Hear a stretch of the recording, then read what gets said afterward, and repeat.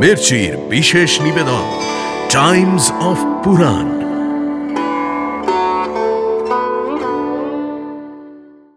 এই তিনজনকেই বন্দী করে নিয়ে যাওয়ার আদেশ দিয়েছেন মহারাজ কংস। একজন নারীকে হত্যা করতে চাইছেন, সেই নারী আবার আপনার ভগিনী। এ কাজ তো কোনো সাধারণ মানুষের হতে পারে না। তাহলে তবে দেবকী আর বসুদেবের প্রতি আর কোনো দয়া মায়া রাখা যাবে না। তোমার রাজ্যে কিন্তু এখন স্বর্গলোক নেমে এসেছে, সেই সংবাদ তুমি কি জানো? আমি কংস, আমি সকলের চেয়ে বড়। শুনছেন মহর্ষি বেদব্যাস রচিত শ্রীমদ্ ভাগবত মহাপুরাণ অবলম্বনে কৃষ্ণকথা। আজ শুনবেন কংসের অত্যাচার। হরি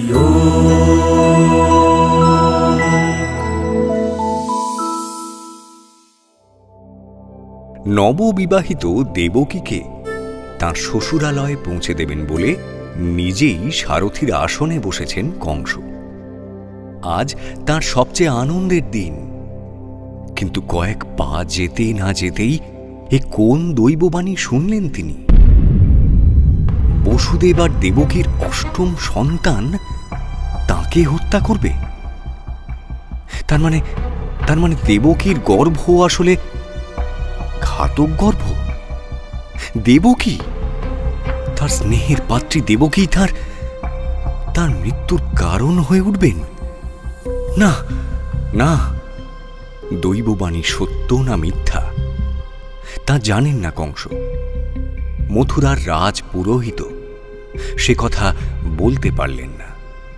কিন্তু শত্রুর শেষ রাখতে নেই। খোলা তলোয়ার নিয়ে দেবকীর ওপর ঝাঁপিয়ে পড়লেন কংস। বিবাহের লগ্ন মুহূর্তের মধ্যে বিচ্ছেদের লগ্ন হয়ে দাঁড়াল। মথুরার প্রজারা হায় হায় করে উঠল।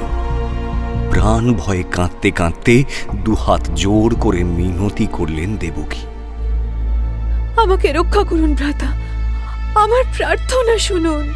আপনি তো নিজেই সর্বশক্তিমান। আমার গর্ভের এক শিশু আপনাকে হত্যা করবে কি করে? সে কাজ অসম্ভব। সে কাজ যে অসম্ভব তা আমিও জানি দেবকী। ওই দৈববাণী আমি একা নয়, গোটা মথুরা ওই দৈববাণী শুনেছে। আমাকে ভয় দেখানোর মতো স্পর্ধা কার আছে? বলো দেবকী, কোন দেবতার পূজা করো তুমি? তোমার প্রার্থনায় কে আমার প্রাণ নিতে চায়? বলো। না ভ্রাতা, না, আমি কারো পূজা করি না। আপনার কোনো অকল্যাণ আমি চাই না। আমাকে বিশ্বাস করুন ভ্রাতা, আমি কেন আপনার মৃত্যু কামনা করব? আর এই রাজ্য থেকে আমি চলে যাচ্ছি। আপনার সঙ্গে আমার হয়তো আর দেখা হবে না ভ্রাতা। আমি কেন আপনাকে ধ্বংস করতে চাইব? সেটাই আমি জানতে চাইছি। এই দৈববাণী সত্য না মিথ্যা সে বিচারে আমার কোনো প্রয়োজন নেই। আমার বিপদের পথটা নিজে হাতে বন্ধ করতে চাই। তোমাকে হত্যা করলেই আমি বিপদমুক্ত হব। খোলা তলোয়ার হাতে নিয়ে দেবকীকে আক্রমণ করলেন কংস। কংসের ভয়ে কেউ কোনো প্রতিবাদ করতে সাহস পেল না। দেবকীকে রক্ষা করতে এগিয়ে এলেন একা বসুদেব। শান্ত স্বরে তিনি কংসকে বললেন, ভোজ বংশের যশ, সম্মান, শাসন সবই আপনার উপর নির্ভর করছে রাজকুমার। এই মহান বংশের উত্তরাধিকারী হয়ে এ কোন পাপে মত্ত হয়েছেন আপনি? একজন নারীকে হত্যা করতে চাইছেন, সেই নারী আবার আপনার ভগিনী। তার সদ্য বিবাহ হয়েছে। এই অবস্থায় এমন ঘোর অনাচার করতে চাইছেন কেন? তুমি দৈববাণী শুনতে পেলে না বসুদেব? দেবকীর অষ্টম গর্ভের কথা শুনলে না তুমি? তোমাদের সন্তান আমার ঘাতক হবে, এরপরও তুমি বলছো যে ওই দেবকীকে বাঁচিয়ে রাখা উচিত। আচ্ছা, এমন কোনো মানুষ আছে যার মৃত্যু হয়নি? আপনি দেখাতে পারেন রাজকুমার? জন্ম হলে মৃত্যু তো হবেই, কেউই তাকে অস্বীকার করতে পারে না। এই দেহ কখনো চিরকাল থাকবে না। যে নিজেকে অমর ভাবে সে আসলে মূর্খ। আপনি তো জ্ঞানী পুরুষ। আপনি যে আপনার দেহ নন, আপনি আসলে আত্মা, সে কথা ভুলে গেলেন। কথার ছলনায় ফেলে আমাকে ভোলাতে চাইছো বসুদেব? তুমি কি ভেবেছো এই কথার মায়ায় আমি দেবকীকে মুক্তি দিয়ে নিজেকে বিপদের মুখে ফেলবো?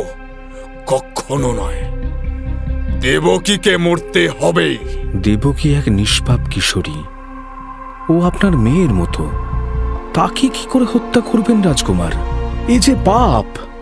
আপনি জানেন এই পাপে আপনার মৃত্যু অবধি হতে পারে। আপনি কি নিজের ভালো চান না রাজকুমার? তুমি কি আমার সঙ্গে রসিকতা করছো বসুদেব? হ্যাঁ, নাকি কংসকে ব্যঙ্গ করছো তুমি? না কুমার, তেমন কোনো উদ্দেশ্য আমার নেই।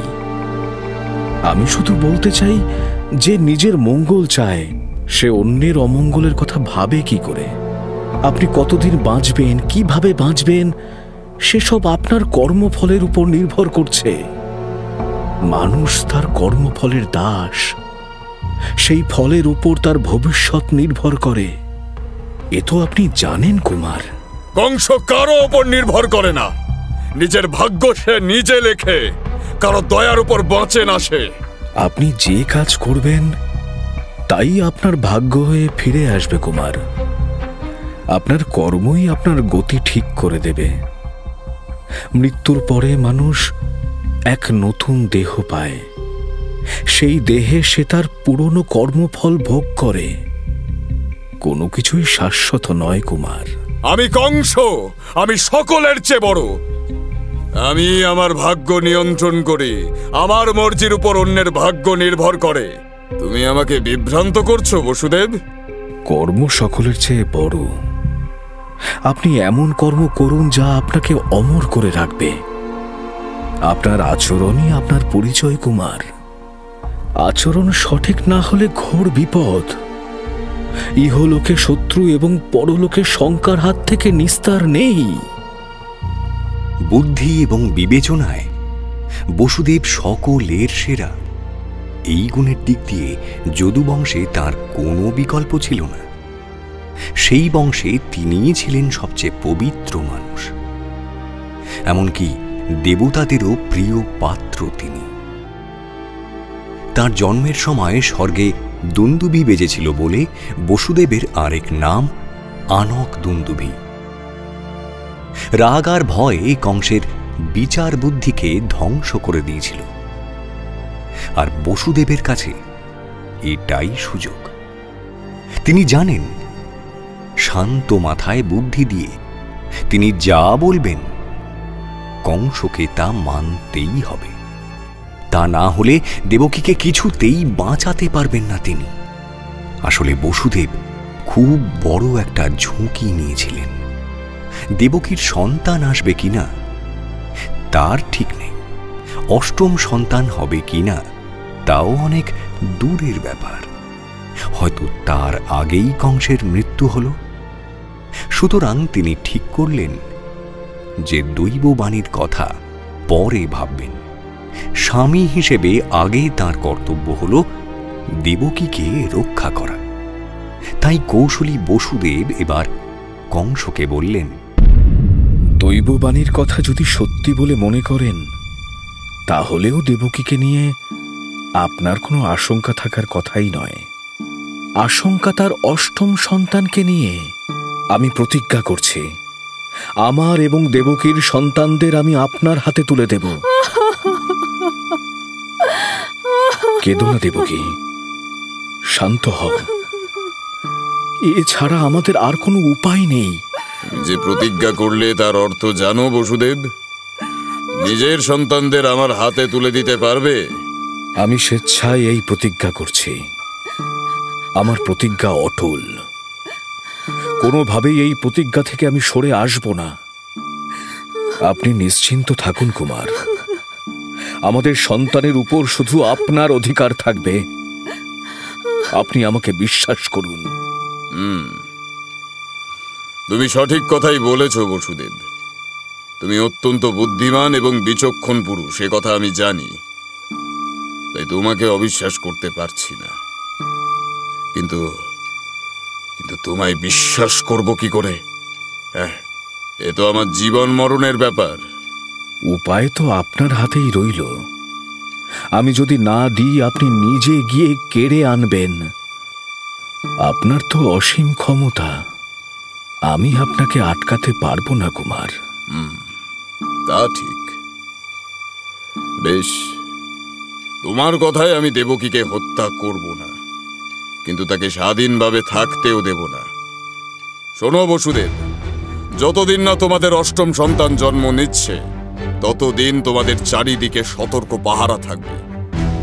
আমার অনুচররা আমাকে সংবাদ এনে দেবে।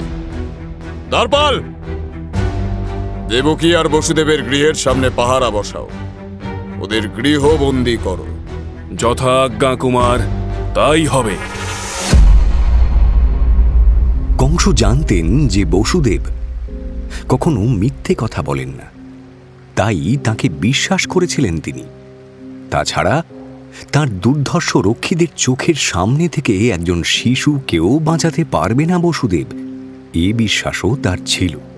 নবদম্পতি তাদের গৃহে ফিরলেন ঠিকই, কিন্তু তাদের অবস্থা হলো যেন বন্দির মতো।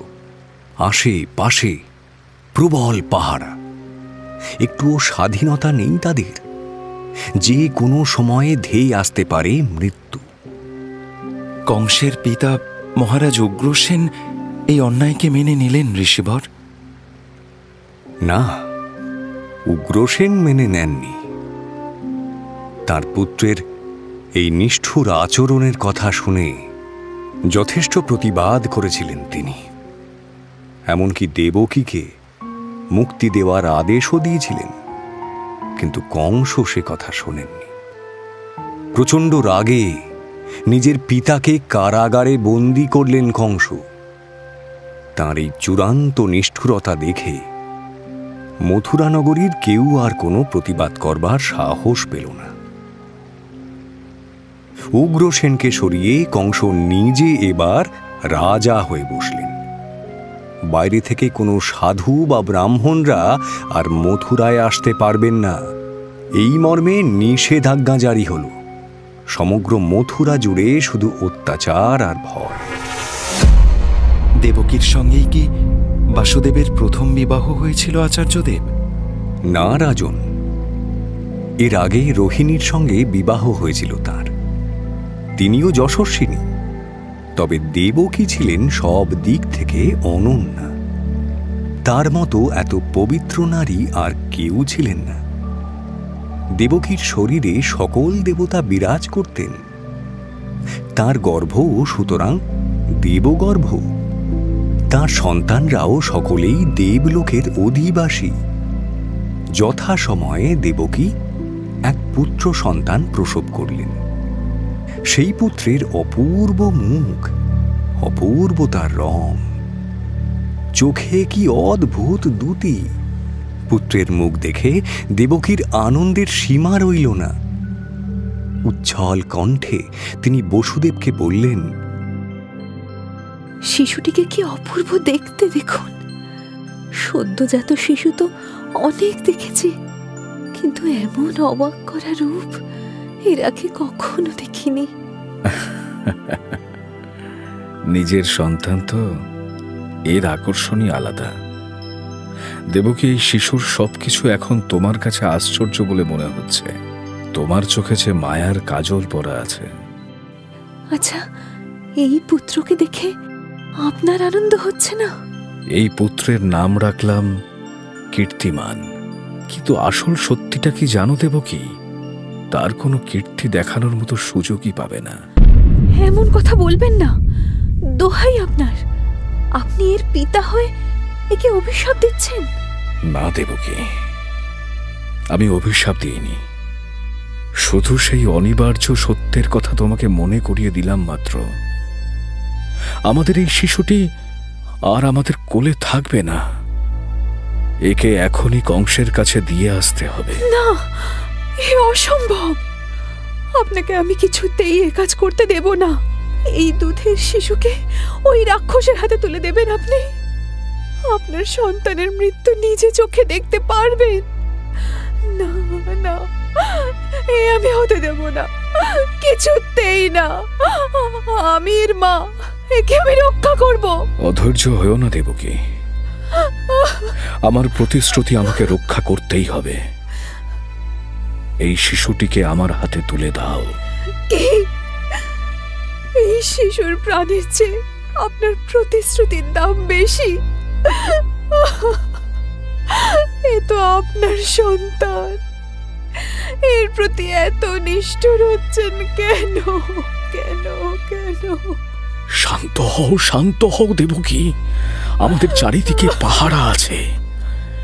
কেউ যদি তোমার কথা শুনে ফেলে তাহলে আরো বড় বিপদ দেখা দেবে, সে কথা ভুলে যেও না। আচ্ছা বলো তো, আমি যদি নিজে না জানাই তাহলে কংস কি এই শিশুর কথা জানতে পারবে না? এই প্রহরীদের কাছ থেকে সে খবর পাবে।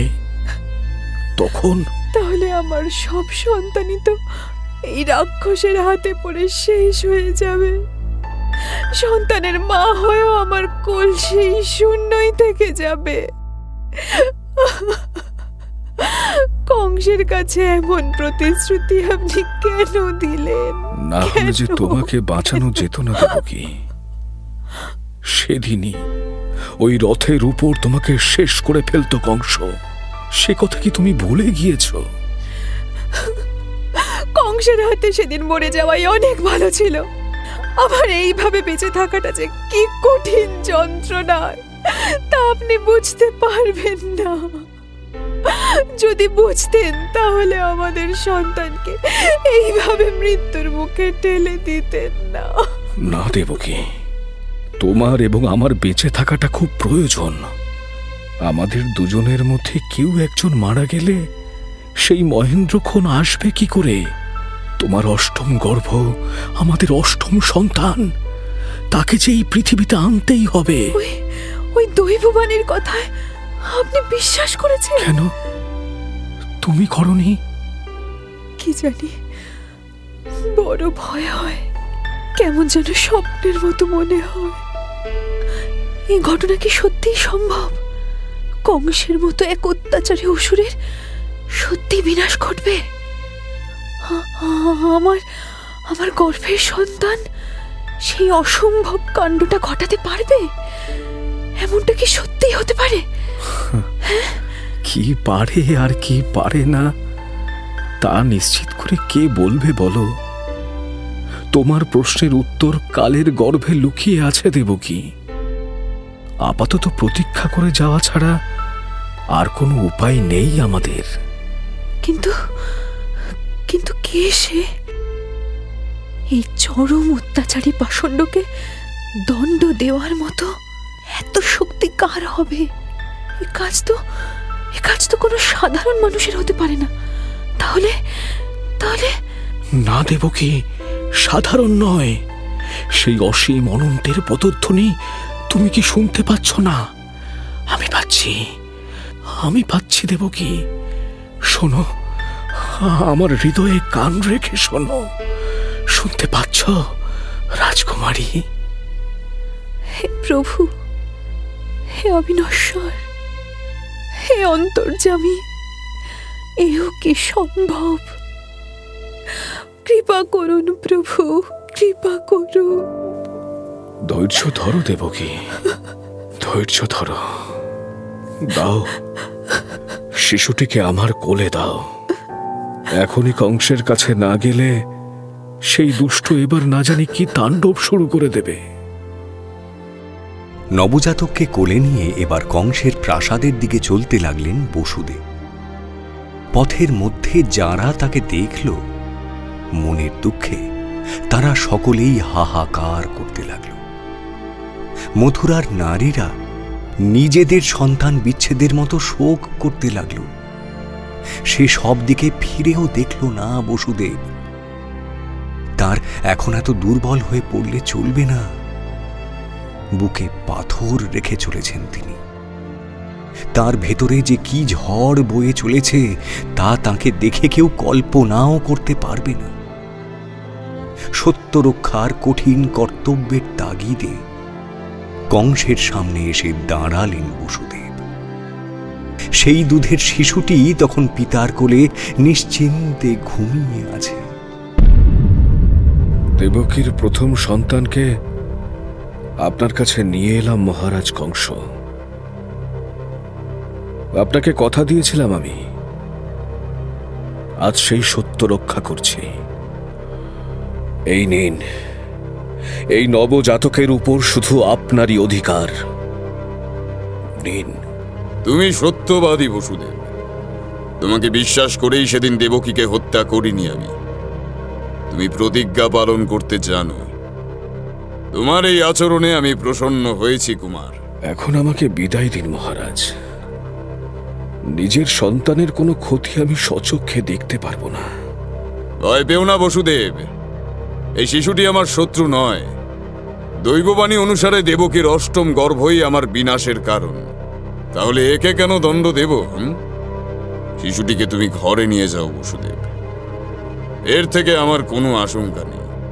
বেশ, তাই হবে। এই শিশু তাহলে দেবকীর কোলে বেঁচে থাক। নবজাতককে কোলে নিয়ে আপন ভবনে ফিরে এলেন বসুদেব। তার মুখ থেকে সব কথা শুনে নিশ্চিন্ত হলেন দেবকী। চোখের জল মুছে ছেলেকে বুকে জড়িয়ে ধরলেন তিনি। কিন্তু বসুদেবের মুখ থেকে চিন্তার মেঘ সরল না। কংসের এই উদারতাকে তিনি বিশ্বাস করতে পারলেন না। এও হয়তো সেই দুষ্টের কোনো ছল হতে পারে। দেবকীকে কিছু না বললেও ভেতরে ভেতরে আতঙ্ক তাঁকে গ্রাস করল। দেবকীর প্রথম সন্তানকে নিয়ে কংসের মনে বিন্দুমাত্র ভয় বা ভাবনা কিছুই ছিল না। বসুদেবকে ফিরে যাওয়ার অনুমতি দিয়ে রাজসভায় বসেছিলেন কংস। এমন সময় সেখানে এসে উপস্থিত হলেন দেবর্ষি নারদ। নারায়ণ নারায়ণ, কুশলে আছো তো মহারাজ কংস? হ্যাঁ, তোমার সর্বাঙ্গীন মঙ্গল তো? কি ব্যাপার দেবর্ষি নারদ, পথ ভুলে এসেছেন নাকি? আমার প্রাসাদে তো দেবতাদের আনাগোনা বিশেষ নেই, তাহলে আপনি আবার কোন বার্তা নিয়ে এলেন দেবর্ষি? মহারাজ কংস, তোমার প্রাসাদে দেবতারা না থাকুন, তোমার রাজ্যে কিন্তু এখন স্বর্গলোক নেমে এসেছে। সেই সংবাদ তুমি কি জানো? এ আপনি কি বলছেন দেবর্ষি? আপনার এই হেঁয়ালি কিছুই আমি বুঝতে পারছি না। স্বর্গের দেবতারা সব যদু বংশ এবং বৃষ্ণি বংশে জন্ম নিয়েছেন রাজা। বসুদেব, দেবকী এবং তাঁদের আত্মীয় স্বজনরা সকলেই কোনো না কোনো দেবতা। তাঁদের বন্ধুরাও সব দৈবী সত্তা। ব্রজধামের নন্দ, তাঁর স্ত্রী যশোদা এবং সেখানকার গোপ গোপিনীরাও স্বর্গলোক থেকেই এসেছেন। মথুরায় তোমার অনুগত প্রজা হয়ে যারা রয়েছেন তারাও কিন্তু সকলেই দেবতা। কি বলছেন দেবর্ষি? ওই আমি তো কিছু দেখতে পাচ্ছি না। আর দেবলোকের বাসিন্দারা মথুরাই বা কেন আসবেন? আমি সত্যি কিছু বুঝতে পারছি না। দেবতারা এসেছেন বলেই তো দেবলোকের ঋষিও তাদের দর্শন করতে এসেছে রাজা।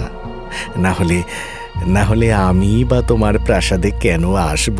হ্যাঁ, এই দৈবী আগমনের সংবাদটা তোমাকে দেব বলেই তো আমি এসেছি। কিন্তু তাদের আসার উদ্দেশ্যটা তো বললেন না দেবর্ষি। আমার রাজ্যে তারা কেন এসেছেন? পৃথিবীতে পাপের ঘোড়া পূর্ণ হয়ে এলো যে, দেবতা ছাড়া সেই পাপের বিনাশ কে করবে রাজা? হ্যাঁ, পৃথিবীর ভার লাঘব করতে তাই দেবতাদের আবির্ভাব ঘটেছে মহারাজ। তারা সবাই তোমাকে ঘিরেই রয়েছেন। পাপের ঘোড়া বিনাশ করতে দেবতারা মরতে এসেছেন, আমাকে ঘিরে আছেন তারা। এ কথার অর্থ কি? কার বিনাশের কথা বলে গেলেন দেবর্ষি নারদ? দেবকীর অষ্টম গর্ভে তাহলে কে আসছেন? বিষ্ণু? বিষ্ণু নয় তো? দেবর্ষি নারদ চলে যাওয়ার পর থেকেই আতঙ্কে আর উত্তেজনায় উদ্ভ্রান্ত হয়ে গেলেন কংস। সিংহাসনে আর বসে থাকতে পারলেন না তিনি।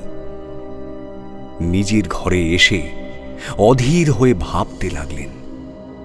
সেই ভাবনার কোনো কূল কিনারা খুঁজে পেলেন না, অথচ নারদের কথাগুলো অবিশ্বাসও করতে পারলেন না। দেবতা এই শব্দটাই যেন তাকে তাড়িয়ে নিয়ে বেড়াচ্ছে। নারদের কথা যত ভাবছেন ততই দেবকীর অষ্টম গর্ভের কথা মনে পড়ছে তার। রাগে উত্তেজনায় ভয়ে দিশেহারা কংস এবার উচ্চ কণ্ঠে আদেশ দিলেন, নগরপাল, নগরপাল, শীঘ্র এখানে এসো। আজ্ঞা করুন মহারাজ। প্রহরীদের নিয়ে এখনই বসুদেবের গৃহে যাও। সেখান থেকে দেবকী, বসুদেব আর তাদের সন্তানকে বন্দী করে নিয়ে এসো। আমার আদেশের যেন কোনো অন্যথা না হয়। কেউ বাধা দিতে এলে সেখানেই তাকে হত্যা করবে, বুঝেছ?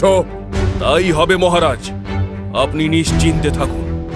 আমি এখনই তাদের বন্দী করে নিয়ে আসছি। দেবতা? মহারাজ কংসকে ভয় দেখানোর মতো কোনো দেবতার এখনো জন্ম হয়নি। দেবকী আর বসুদেবের প্রতি আর কোনো দয়া মায়া রাখা যাবে না। তাদের সন্তানদের আমি নিজের হাতে মারব। হ্যাঁ, নিজের হাতে মারব।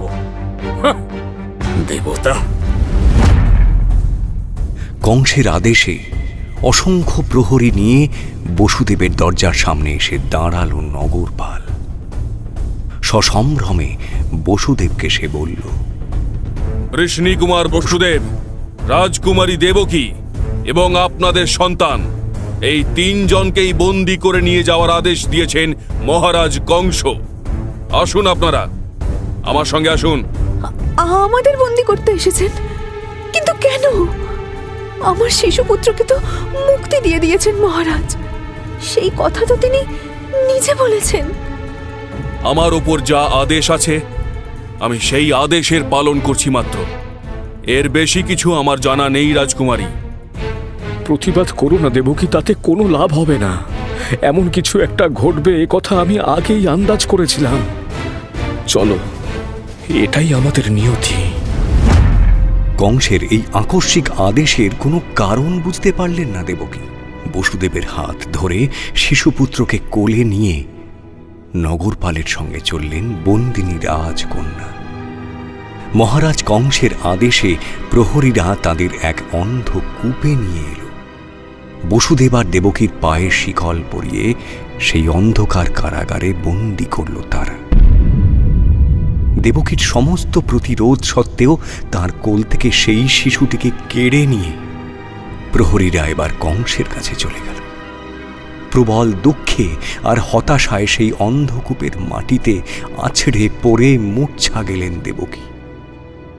আর তখনই দূর থেকে ভেসে এলো এক শিশুকণ্ঠের পরিত্রাহী চিৎকার। ও কি হলো? ও কিসের আওয়াজ হলো? আমার সন্তান, আমার সন্তান কোথায়? কার কান্না শুনলাম আমি? বলুন না, আপনি কিছু শোনেননি? বলুন না। দেবকী, দেবকী, চুপ করো, শান্ত হও। এমন উতলা হয়ে কোনো লাভ নেই দেবকী। যা ঘটার তা ঘটবেই। নিজেকে সামলাও। আমাদের ধৈর্য ধরতে হবে। ধৈর্য, আমি যে আর পারছি না, এমন করো না দেবকী। আমাদের আরো 7টি সন্তানের পরে তবে সেই শুভক্ষণ আসবে। ততদিন অবধি অত্যাচার সহ্য করতেই হবে।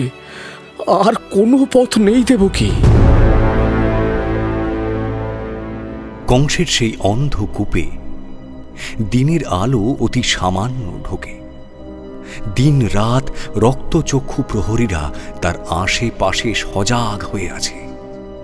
যে খাবার আর জল দিতে আসে তার মুখ অবধি দেখা যায় না। যদি কেউ কোনো রকম সাহায্য করে, সেই আশঙ্কায় নিজের অতি বিশ্বস্ত লোককে সেই কারাগারের দায়িত্ব দিয়েছেন কংস। বসুদেব এবং দেবকীর শরীরে কোনো শিকল দেওয়া নেই, শুধু তাদের 2টি পায়ে বড় লোহার শিকল বাঁধা। চলাফেরাটুকুই যা করতে পারেন। নিজেদের মধ্যে কথা বলতে হয় অতি নিচু স্বরে। যদি কংসের কানে যায় তাহলে আরো কি বিপদ আসবে তা কে জানে। প্রতি বছর দেবকীর একটি করে সন্তান জন্ম নিত, আর সঙ্গে সঙ্গে কংসের কাছে সেই সংবাদ গিয়ে পৌঁছত। কংস নিজে এসে দেবকীর কোল থেকে সেই নবজাতককে ছিনিয়ে নিয়ে যেতেন।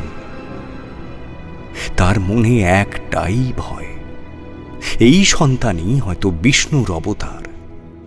সেই সন্তানের যে কি পরিণতি ঘটতে চলেছে সে কথা জানতেন দেবকী আর বসুদেব।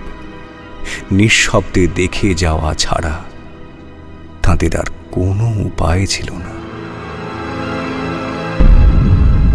বাসুদেব এবং দেবকীর প্রতি কংসের এই আচরণ যদুবংশের অন্যান্যরা মেনে নিল ঋষিবর? না, মেনে নেয়নি। অন্ধক, ভোজ, বৃষ্ণি বংশের সঙ্গে তুমুল শত্রুতা ছিল তার। প্রত্যেকেই কংসকে ঘৃণা করত, কিন্তু মগধ এবং মথুরার মিলিত শক্তিকে তাদের খুব ভয় ছিল। সুতরাং কেউ আর কংসের বিরোধিতা করার সাহস পেত না। ভগবান বিষ্ণু কংসকে এত ভয় পেতেন কেন আচার্যদেব? তাহলে তোমাকে একটা কাহিনী বলি রাজা।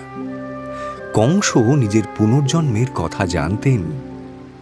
পূর্বজন্মে তিনি ছিলেন হিরণ্যাক্ষের সন্তান কালনেমী দৈত্য। দেবদানবের যুদ্ধে বিষ্ণুর হাতে নিহত হন কালনেমী। সুতরাং বিষ্ণুকেই বারবারই তিনি ঘাতক হিসেবে জানতেন।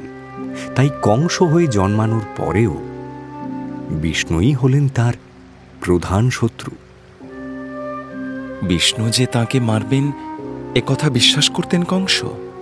প্রকাশ্যে তো করতেন না, কিন্তু মৃত্যু ভয়টাই কংসের সবচেয়ে বড় দুর্বলতা ছিল রাজা। যাদবদের সঙ্গে শত্রুতা করে কংস এমনিতেও নিরাপদ ছিলেন না। সব সময় তার মনে হতো এই বুঝি কেউ মেরে দিল। ঘুমের মধ্যেও চমকে উঠতেন তিনি। নিজেকে রক্ষা করার জন্য জরাসন্ধের কাছে সাহায্য চাইলেন কংস। মথুরার দুর্ধর্ষ কয়েকজন রাক্ষস, যেমন অরিষ্ঠাসুর, পুতনা, কেশী, ধেনুক, এরা কিন্তু কংসের অনুগত ছিল। এবার তাদের দলে এসে মিশল মুষ্টিক এবং চাণুর। জরাসন্ধের দেহরক্ষী হিসেবে কাজ করত তারা। শুধু মগধ নয়, সারা পৃথিবীর সর্বশ্রেষ্ঠ মল্লযোদ্ধা ছিল মুষ্টিক এবং চাণুর। দেব, দানব, অসুর বা মানুষ কেউই তাদের মতো শক্তিধর ছিল না। আচ্ছা, মুষ্টিক আর চাণুরও কি কংসের মতোই অত্যাচার করত আচার্যদেব? হ্যাঁ, তারাও ছিল নির্দয় অত্যাচারী। তাদের দেখে মথুরার যাদবরা প্রমাদ গুনল। ভয়ের চোটে অনেকেই মথুরা ছেড়ে পালাতে শুরু করল। একে তো কংসের অত্যাচার, তার উপর এই দুই অসুরের প্রবল প্রতাপ। মথুরার যাদবরা নিজেদের প্রাণ বাঁচাতে কুরু, পাঞ্চাল, কিকয়, শাল্ব, বিদর্ভ, বিদেহ, কুশল প্রভৃতি রাজ্যে গিয়ে বসবাস শুরু করতে লাগল। আর যারা পারল না তারা কংসের আনুগত্য মেনে নিতে বাধ্য হল। যন্ত্রের মতো মুখ বুঝে সমস্ত অত্যাচার সহ্য করতে লাগল তারা। আর মনে মনে দেবকীর সেই অষ্টম গর্ভের প্রতীক্ষা করতে লাগল। দেবকীর কজন সন্তানকে মেরেছিল কংস? 6 জনকে। 6 বছর পর পর দেবকীর শিশুদের নিজে হাতে মেরে ফেললেন কংস। যত সময় এগোচ্ছে কংসের আচরণ যেন আরো উন্মত্ত হয়ে উঠছে। এই ভয়ঙ্কর শিশু হত্যা যে কঠিন অভিশাপ বয়ে আনবে, মথুরাবাসীরা তারই প্রতীক্ষা করছে। দেবকীর যে 6 জন সন্তানের মৃত্যু হল, তারা কারা ঋষিবর? যে গর্ভে স্বয়ং নারায়ণ জন্মাবেন, সে গর্ভে তো কোনো সাধারণ মানুষ জন্মাতে পারে না। তুমি ঠিকই বলেছ পরীক্ষিত। এই সন্তানরা কেউ সাধারণ মানুষ ছিলেন না। কয়েকজন শাপভ্রষ্ট দেবকুমার কালনেমী দৈত্যের পুত্র হয়ে জন্মেছিলেন। তাদের পিতামহ ছিল হিরণ্যাক্ষ। পিতা এবং পিতামহকে না জানিয়ে প্রজাপিতা ব্রহ্মার তপস্যা করেন তারা। সেই কঠিন তপস্যায় সন্তুষ্ট হলেন ব্রহ্মা, তাদের দেবত্ব ফিরে পাওয়ার বর দিলেন তিনি। কিন্তু কালনেমির ছেলেদের এই কীর্তি শুনে অত্যন্ত রেগে গেল হিরণ্যাক্ষ। অভিশাপ দিয়ে বসল সে যে ব্রহ্মার তপস্যা করার অপরাধে পরের জন্মে তারা নিজেদের পিতার হাতেই নিহত হবে। সেই কালনেমি যে এ জন্মের কংস, সে কথা তো তোমায় আগেই বলেছি পরীক্ষিত। আর দেবকীর ওই 6 সন্তান হল কালনেমির সেই 6 পুত্র। আচ্ছা, সেই 6 জনের কি গতি হল ঋষিবর? দেবকীর সেই 6 সন্তান মৃত্যুর পরে বলিরাজার রাজত্ব সুতল পাতালে গিয়ে উপস্থিত হয়েছিল। পরবর্তীকালে ভগবান শ্রীকৃষ্ণ তাদের উদ্ধার করে নিয়ে আসেন। সে অবশ্য অনেক পরের কথা। তবে তার আগে দেবকীর 7ম গর্ভের কথা তোমায় বলবো পরীক্ষিত। আমিও সেই কাহিনী শোনার জন্য উন্মুখ হয়ে আছি আচার্যদেব। 7ম গর্ভের সময় যত এগিয়ে আসতে লাগল, দেবকীর দেহে মনে আনন্দের লক্ষণ দেখা দিতে শুরু করল। তার বিষণ্ণতা, উদ্বেগ, ভয়, দুঃখের মতো অন্ধকারের মেঘ একটু একটু করে সরে যেতে লাগল। এই আশ্চর্য কাণ্ড কিভাবে সম্ভব হল ঋষিবর? সেই অন্ধকূপে কি করে আনন্দ খুঁজে পেলেন দেবকী? সেটাই তো প্রভুর লীলা। দেবকীর এই গর্ভেই অবতারের পদধ্বনি শোনা গেল যে। কিন্তু নারায়ণ তো তার 8ম গর্ভের সন্তান। দেবকীর 7ম গর্ভ থেকেই আসলে চাল চিত্র রচনার কাজটা শুরু হয়েছিল। স্বয়ং ভগবান অবতীর্ণ হওয়ার আগে তার ছায়া সহচর, তার একান্ত আশ্রয় শেষ নাগ পৃথিবীতে এলেন। ত্রেতা যুগে রাম অবতারে লক্ষণ হয়ে এসেছিলেন তিনি। আবার কৃষ্ণ অবতারে এলেন বলরাম হয়ে। রাম অবতারে তিনি ছিলেন কনিষ্ঠ ভ্রাতা, কিন্তু দাপর যুগের কৃষ্ণলীলায় শেষনাগ হলেন জ্যেষ্ঠ ভ্রাতা। আচ্ছা, এই পরিবর্তনের কি সত্যি কোনো কারণ আছে আচার্যদেব? নিশ্চয়ই এর গভীর কারণ আছে মহারাজ। রাম অবতারের লক্ষণরূপী শেষনাগ তাঁর চেয়ে বয়সে ছোট ছিলেন, সুতরাং জ্যেষ্ঠের কথা শুনে তাকে চলতে হতো। রামচন্দ্রের বনবাসকে তাই তিনি আটকাতে পারেননি। এই দুঃখটাই তাকে সুখী হতে দেয়নি কোনোদিন। এবার যখন ভগবানের কৃষ্ণ রূপে আসাটা নিশ্চিত হয়ে গেল, শেষনাগ তখন জ্যেষ্ঠ হয়ে এলেন, যাতে মর্তে এসে নারায়ণকে দুঃখ ভোগ না করতে হয়। কারণ নরলীলায় তাঁর আদেশ মেনে চলতে বাধ্য থাকবেন ভগবান। সত্যি কি অসাধারণ এই ভালোবাসা! এই লীলার প্রতিটি কথাই যেন অমৃতের সমান। হরিলীলার কথাই সবচেয়ে মধুর। এই মধু যিনি পান করেন, তিনি হরিকে লাভ করেন মহারাজ। হরিকে একবার লাভ করতে পারলে তার আর কোনো মৃত্যু ভয় থাকে না। সকল ভয় থেকে উদ্ধার করার জন্যই এবার তিনি আসছেন। তার এই মহাজন্মের কাহিনী এবার তোমাকে বলবো পরীক্ষিত। শেষনাগের কথা শুনতে বড় কৌতূহল হচ্ছে প্রভু। দয়া করে তার কথা শোনান। শেষনাগের পরিচয় কি? কে তিনি? কশ্যপ মুনি এবং কদ্রুর পুত্র হলেন শেষনাগ। তাকে অনন্তদেব বলেও ডাকা হয়। কশ্যপ এবং কদ্রুর 1000 সর্প সন্তানের মধ্যে শেষনাগ হলেন জ্যেষ্ঠ। তার 1000 ফনা, বিশাল দেহ, অসীম শক্তি। প্রজাপিতা ব্রহ্মার সাধনা করে অনন্ত জীবন লাভ করেছেন শেষনাগ।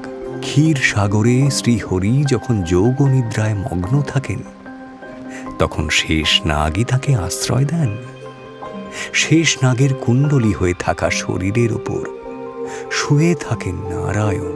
কিন্তু নারায়ণকে ধারণ করার মতো শক্তি শেষনাগ কি করে পেলেন আচার্যদেব? সৃষ্টিকর্তা ব্রহ্মার বরেই কি এত শক্তিমান হয়েছেন তিনি? না মহারাজ, তপস্যা করে এত শক্তি লাভ করা যায় না। শেষ নাগ হলেন নাগলোকের রাজা, তিনি বিষ্ণুর অংশ। তা না হলে পরমেশ্বরকে তিনি ধারণ করবেন কি করে? কদ্রুর আরেক পুত্র বাসুকী নাগের মধ্যেও নারায়ণী শক্তি রয়েছে। তিনি পাতাল লোকের রাজা। ব্রহ্মার আদেশে তিনি পাতাল থেকে তার মাথার ওপর এই সমগ্র পৃথিবীকে ধারণ করে আছেন। তিনি ধরে আছেন বলেই পৃথিবী স্থির হয়েছে, না হলে সে সর্বদাই চঞ্চল। শেষনাগ এবং বাসুকীর মধ্যে কে বেশি শক্তিমান ঋষিবর? তাদের শক্তির পরিমাপ এভাবে করা যায় না রাজা। দুজনেই ভগবান বিষ্ণুর শক্তিতে শক্তিমান। তবে কি জানো তো, অনন্তনাগ আর বাসুকী হয়তো আলাদা নন। সে কি, দুজনেই আসলে একটি রূপ? ইচ্ছাময় ভগবানের সব কথা কি বোঝা যায় রাজা?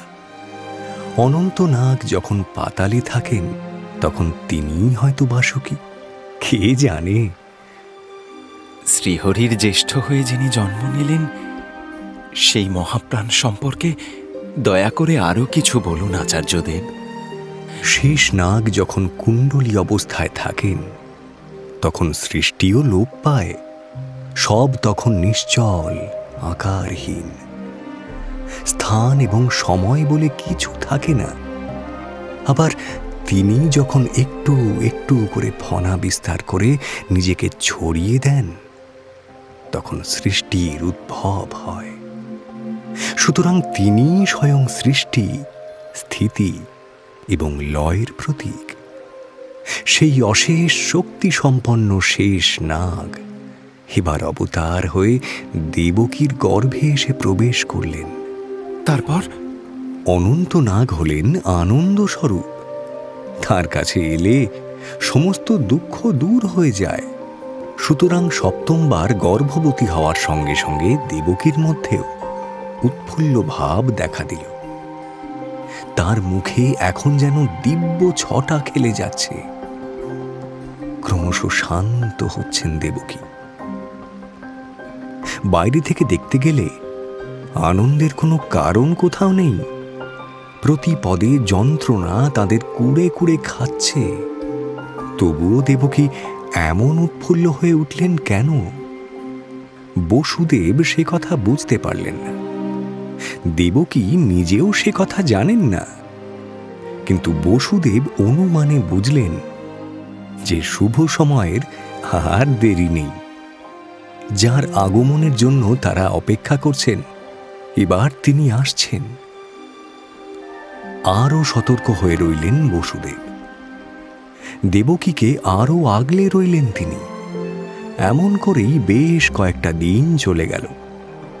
এবার দেবকীর মধ্যে গর্ভের লক্ষণ ফুটে উঠতে লাগল। বসুদেবের মনেও আশা এবং আশঙ্কার দোলাচল শুরু হল।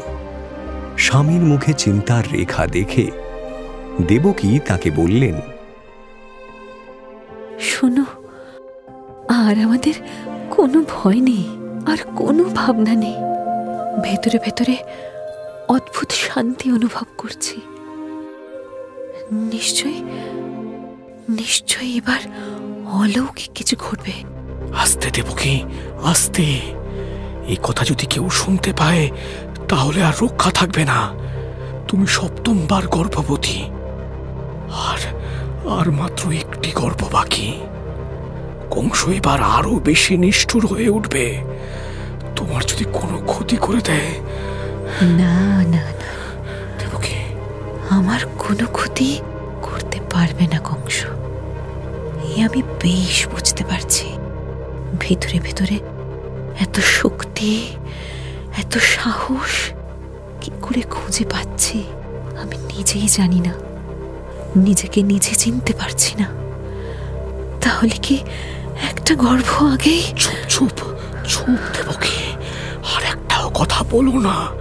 একদম একদম নিঃশব্দে থাকো। কোনো কথা যেন বাইরে না যায়, কেউ যেন শুনতে না পায়। কিন্তু কিন্তু এইভাবে এই সন্তানকে আপনি রক্ষা করতে পারবেন? বলুন না, বলুন। আমি কিছু না বললেও আমার গর্ভকে তো আড়াল করতে পারবো না, শিশুর জন্মকেও বা কিভাবে আড়াল করব? পাপী কংস ঠিক জানতে পারবে। এর আগে 6 বার বাঁচাতে পারলেন তাদের, পারলেন না দেবকী, পারিনি।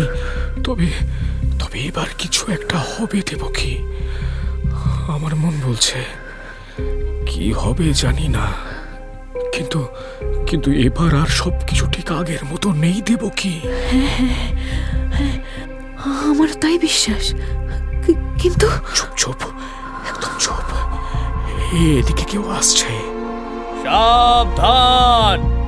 মথুরা সম্রাট, দিগ্বিজয়ী, মহাবীর, ন্যায়বান মহারাজা কংস আসছেন। বললাম না দেবকী, এই কথা চাপা থাকবে না। আপনি ভয় পাবেন না, ঈশ্বর আছেন, তিনি আমাদের রক্ষা করবেন। সপ্তমবার গর্ভবতী হয়েছে দেবকী। আমার কাছে সংবাদ পৌঁছেছে। কোনো চালাকি করবে না বসুদেব।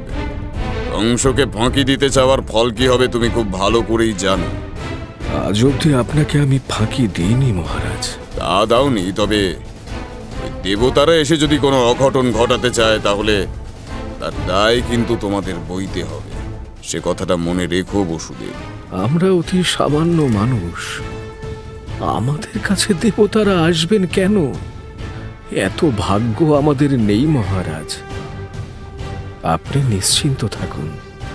প্রতিবার যেমন সংবাদ পান, এবারও ঠিক সময়ে আপনার কাছে সংবাদ পৌঁছবে মহারাজ। বেশ, এবারও তোমাকে বিশ্বাস করলাম বসুদেব। কংস চলে গেলেন। কারাগারের লোহার দরজায় আবার তালা দেওয়া হলো। আর ঠিক তখনই প্রবল ঘুমে দেবকী এবং বাসুদেবের চোখ জুড়ে এলো। এত প্রবল ঘুম তাদের আর কখনো আসেনি। ক্লান্ত হয়ে পড়লেন তারা, অঘোর ঘুমে তলিয়ে গেলেন। তারপর সেই কারাগারের লোহার দেওয়ালের গায়ে ফুটে উঠল এক স্নিগ্ধ আলো। ধীরে ধীরে সেই আলো এগিয়ে আসছে দেবকীর দিকে। তার গায়ে যেন শান্তির পরশ বলিয়ে দিচ্ছে। ঘুমের মধ্যেই ক্রমশ উজ্জ্বল হয়ে উঠলেন দেবকী।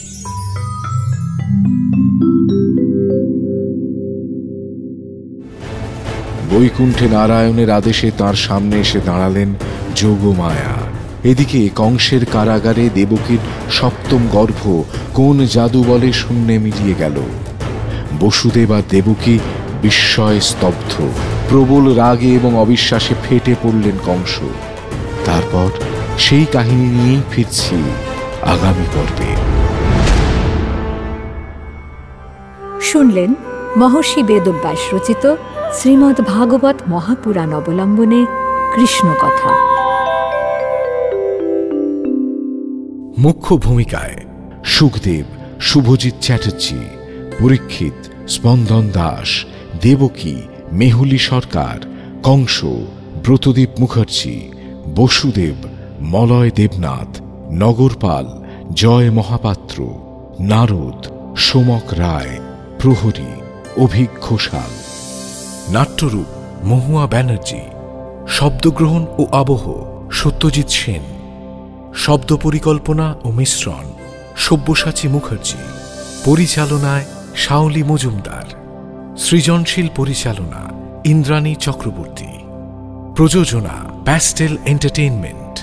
টাইমস অফ পুরাণ আপনার জন্য মির্চি বাংলা ইউটিউব চ্যানেল এবং গানা অ্যাপে।